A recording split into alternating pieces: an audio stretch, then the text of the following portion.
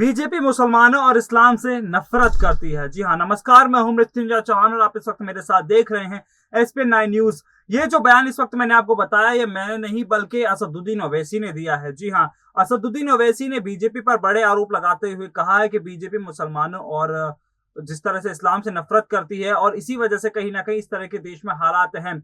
ऐसा देखा गया था कि असम के मुख्यमंत्री ने मदरसों को लेकर के एक विवादित बयान दिया था और उस विवादित बयान के बाद असदुद्दीन ओवैसी ने उस पर पलटवार किया। पलटवार करते हुए असदुद्दीन ओवैसी ने कहा कि क्यों फिर मोदी सरकार मदरसों के मॉडर्नाइजेशन स्कीम के लिए एक अलग से बजट आवंटित करती है, और अगर बजट आवंटित करती है तो फिर उनको परेशानी क्या है। इस बयान को लेकर के असदुद्दीन ओवैसी ने ये भी कहा कि बीजेपी और उसके कई कार्यकर्ता सिर्फ और सिर्फ इस्लाम और मुसलमानों से नफरत करने का काम करते हैं। अपने इस बयान में असदुद्दीन ओवैसी ने क्या कुछ कहा है, चलिए आपको सुनवाते हैं।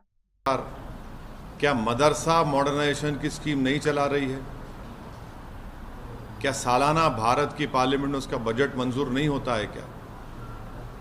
तो इनको सिर्फ मुसलमानों से और इस्लाम से नफरत है, ये खुल के आ गया उनकी जबान पर। लेकिन सर अब राजस्थान में भी सेम कंट्रोवर्सी, वही जवाब है। देखिए, मोदी सरकार में क्या मदरसा मॉडर्नाइजेशन स्कीम नहीं है? क्या मुख्तार अब्बास नकवी उसके मंत्री नहीं हैं? आप मुसलमानों से इस्लाम से नफरत करते, इसीलिए इस तरह से आप ये अनाप शनाप बकते रहते।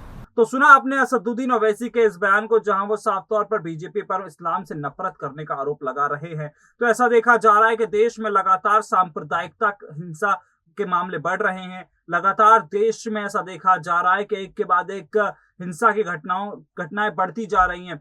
ऐसा देखा गया ज्ञानवापी मस्जिद के मामले के बाद ताजमहल का मुद्दा खड़ा हुआ, फिर कुतुब मीनार का मुद्दा खड़ा हुआ, भोपाल की जामा मस्जिद का मुद्दा खड़ा हुआ, और अब मैंगलोर में भी हालात काबू से बाहर होते हुए नजर आ रहे हैं, जहां विश्व हिंदू परिषद के कार्यकर्ताओं ने एक मस्जिद के नीचे मंदिर होने का दावा किया है, वहां पर हंगामा किया और उसके बाद वहां पर धारा 144 भी लगा दी गई है। तो सरकार लगातार ये कोशिशें कर रही है कि किसी भी तरीके से हालातों को काबू में रखा जाए, लेकिन कहीं ना कहीं नेताओं की जबानबाजी ही हालातों को बिगाड़ने का काम कर रही है और आग में घी डालने का काम कर रही है।